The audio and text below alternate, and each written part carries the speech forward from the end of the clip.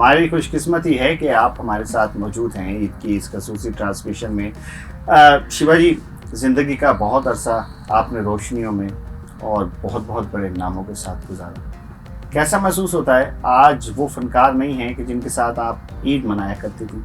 पहले के वक्त में और आज की ईद में कितना डिफरेंस है? जी बिल्कुल, मैं आपको बताना चाहूँगी कि जब अरूज था थिएटर का, तो हम ईदें ज़ाहिर है अलहमरा में या थिएटर पे मनाया करते थे और हम तमाम फ़नकार फैमिलीज़ की तरह होते हैं।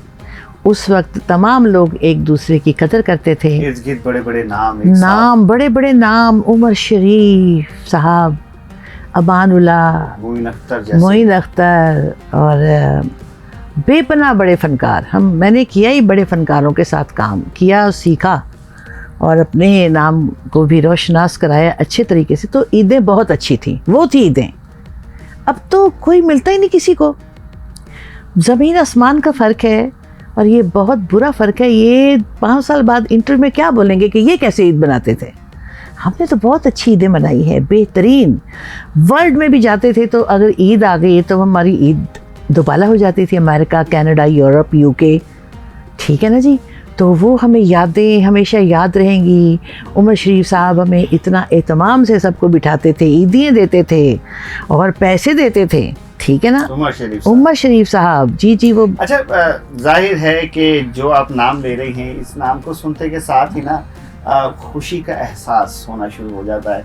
उमर शरीफ साहब हों, अमानुल्लाह साहब हों, मोइन अख्तर साहब हों और ऐसे हमारे बहुत से लेजेंड्स चले गए, बबू बराल साहब, मस्ताना साहब और बड़े बड़े नाम।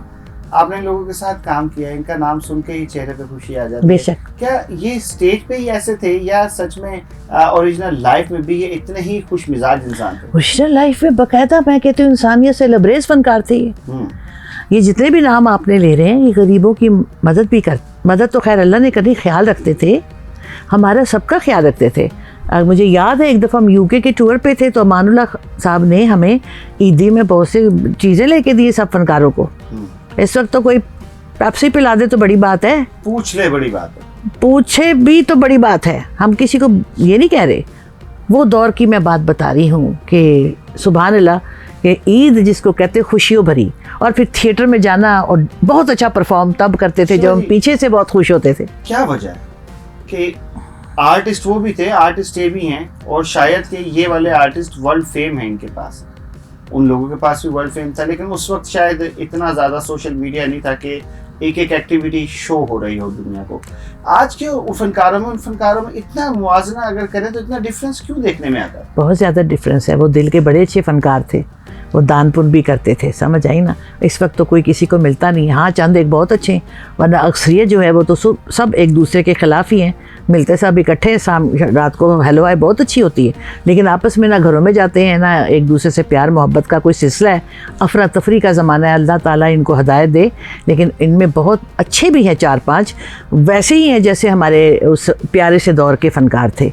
तो अब ये इसको आपको के इस बात को क्या देखते हैं, तरबियत देखते हैं, या वो जो निज़ाम थिएटर का बदल गया, अच्छे ड्रामे होते थे, अब जहाँ पे ड्रामे उस तरह के हों तो ज़ाहिर है फिर कैफियत भी उस तरह की हो जाती है। वाह वाह वाह। मैं ईद का मौका है तो जाहिर है कि मैं इस तरफ ज़रा थोड़ा बाद में जाऊँगा। पहले ये बताएं कि ईद जो है उस पर क्या कुर्बानी कर रही हैं? जी बिल्कुल, कुर्बानी सबसे पहले तो हम अपनी इस तरह कर रहे हैं कि हम बिल दे रहे हैं, कुर्बान हो रहे हैं। फिर महंगाई से हम कुर्बान हो रहे हैं। वो कुर्बानी जो है ना वो हमारी रब देख रहा है। अज़ियत वाली, वो जो बकरा वाली, वो फ़र्ज़ है। लेकिन इस दफ़ा हमने नहीं की क्योंकि हमारे पास इतने पैसे नहीं थे कि हम एक इतना सा बकरा 1.5 लाख का 2 लाख का ले लें। जी लेने वाले तो 8-8 ले रहे जिनको पास बहुत पैसा है, लेकिन हम उन कैटेगरी में हैं जो वक्त के साथ साथ चलते हैं। तो हमारी तो दुआएं हैं रब के साथ। हमारी कुर्बानी के अलावा हमारी बहुत अच्छी एक्टिविटीज़ हैं, नमाज़ पढ़ना, कुरान पढ़ना, किसी का ख्याल करना, ये ज़्यादा काउंट करता है। फनकार और एक आम इंसान में और फनकार में इनके त्योहारों में कितना फ़र्क होता है? अगर कोई मनाए तो कोई फ़र्क नहीं है, अगर ना मनाए तो बहुत फ़र्क होता है। मेरे ख्याल में 90% एक्टर तो पूरा दिन सोते हैं। क्यों? म्यूँ क्या वजह? वजह ये है कि घर की तरबियत, जिस फनकार ने रात के 4 बजे 5 बजे सोना है और फिर पूरा दिन सोना है, उसको क्या पता ईद कैसे है। शायद उसके घर वाले मना रहे हो, वो नहीं मनाता। मेरी बेसिकली बात ये है, ईद का त्यौहार है, सुबह सुबह उठे जैसे हमारे घरों में होता है, तो जब मीठी ईद होती है तो हमारी माँ शीर खुरमा बनाती थी। जाहिर है कि थिएटर के अंदर जाना और फिर काम करना, फिल्म इंडस्ट्री का रिकॉर्डिंग्स, ये वो इंसान को थका भी नहीं, देता है। थका नहीं देते। ये जो फेस्टिवल्स होते हैं हमारे मजहबी, इसके लिए क्या थकना है, इसके लिए तो प्रिपेयर होता है हर बंदा। उस वक्त कौन से इन्होंने को बोरियां लाद के भाग रहे होते। ये हमारे मजहबी त्यौहार है कि जिसको मजहब से रग़बत होगी वो मनाएगा, ठीक है ना। वो किसी भी शोबे का, ज़रूर नहीं फनकार रात को या दिन को सोता है, उनकी टाइमिंग बेशुमार लोगों की है। तो हम तो अलग सुबह उठना, मीठी ईद में शीर खुरमा मिलना, और ये कुर्बानी ईद में जब बकरा करते थे तो हमारी माँ कलेजी भून के देती थी सबसे पहले, खुशबुएं। फिर हम कश्मीरी लोग हैं, हमारे तो खानों में ज़्यादातर मटन ही डलता है, तो खाना उतना भी आप लोगों के लिए ही है, कश्मीरियों के लिए। और जो प्योर कश्मीरी हम लोग हैं ना, मतलब श्रीनगर से हम पाकिस्तान में, मैं तो खैर पाकिस्तान में पैदा हुई, लाहौर में। कश्मीरी खानों में चिकन की अहमियत कुछ भी नहीं है, सिर्फ मटन। बड़े बड़े शानदार खाने, रिश्ता, गोश्ताब, तबक, मांस, हरीसा, वेरी लग्जरी फूड।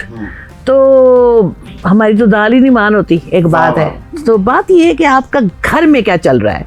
अगर आपके घर में सब अलर्ट है, एक एक चीज़ करीने से है, आप साफ सुथरा हैं और आप खुश हैं, तो आपका जो सरबरा है वो भी खुश है। अगर आपकी औरत ही लेजी है, मुंह नहीं धोती अपना, बर्तन नहीं धोती, कपड़े नहीं धोती, लड़ती, उधर क्या बरकत पड़नी। शीबा भट्ट को अपने बचपन की ईद याद आती है? हाँ जी, बहुत। क्या करती थी? एड़ी वाली चप्पल जूती पहननी, एक पर्स होता बड़ा प्यारा, उसमें ईदी जितनी भी मिल जाए। उसके बाद बाग में जाना और जो जो चीज़ें सोची होती हैं वो जा कर के लेना, फिर ईदियाँ मिलनी। ये ईदी कितनी ईदी इकट्ठी हो जाती थी उस वक्त? उसको कितनी ईदी, 50, 60, 100 रुपये हो जाती थी। यही बड़ा था हमारे लिए। 50-100 नहीं मुकते थे? मैं कहती 100 रुपये जो थे ना, लगता था करोड़ पे है, और दिल नहीं करता था खर्चने को। फिर हम सोचते थे और आएंगे और आएंगे, और जोड़ते रहते थे। फिर कहीं जाके कुछ 10 दिन में वो खर्च होती थी ईदी। वाह, ये है ना जी बरकतों वाले काम। और उस वक्त मेरे ख्याल में हर दूसरे घर में कुर्बानी भी हो जाती थी। हर दूसरे घर में होती थी कुर्बानी। जी जी बिल्कुल। अब तो आज खुद उन बंदा लोगों ने कुर्बान हो रहा है। उन लोगों ने भी कुर्बानी करना छोड़ दी है मेरे ख्याल में, मोस्टली के जो किया करते थे। बिल्कुल सही फरमा रहे हैं आप। जो बिल्कुल किया करते थे ना, वो भी अभी तक सोच में पड़े हैं कि 100 गुना का 1000 गुना बजट ऊपर चला गया। आज क्या खाया आपने ईद के दिन? आप आज मैंने बहुत कुछ खाया, खुद पकाया। मुझे ना खाना पकाने का बहुत शौक है। मुझे यखनी पुलाव बनाना मटन में, उफ, ठीक है वो। और उसके बाद भुनी कलेजी साथ। अच्छा, ये एक जो कश्मीरी होते हैं, ये मैंने देखा है मोस्टली कि जब वो बहुत ज्यादा हैप्पी होते हैं ना, तो वो लुक भी वही देते हैं। हाँ। आज आप बन के भी कश्मीरी आई हैं, आपकी कैप भी कश्मीरी, टोपी पहनी हुई है, बाल आपके वैसे ही, और शीबा भट्ट साहिबा में पूरा एक ना कश्मीरी इस वक्त नजर आ रहा है। जी जी, खुशी होती है। आज भी मैं आपको बल्कि देख रहा था तो मुझे लग रहा था कि शायद आज भी शीबा भट्ट जो कि उम्र के एक हिस्से को पहुंच रही हैं, लेकिन उनका जो अंदर का बच्चा है ना, वो आज बाहर आया हुआ है। मैं कहती हूँ हर औरत के जो है ना उम्र को छोड़े। आपको 20 साल की लड़की भी बुढ़ी नजर आएगी अगर वो अंदर से बुढ़ी है, खुश नहीं है। वाह वाह। उम्र का कोई ताल्लुक नहीं है गम और खुशी से। अगर ठीक है, दिल का मौसम अपना खुश रखें, आपको पूरी दुनिया हंसती नजर आएगी। वाह वाह। मैं जब छोटी थी तब भी मैं ऐसी थी, मैं अब जैसी हूँ मैं तब भी ऐसी हूँ। मैं जब 70, 80, 85, 90 साल की अगर जिंदगी रही, मैं तब भी वैसे होंगी। मैं खुश रहती हूँ और खुश रखती हूँ।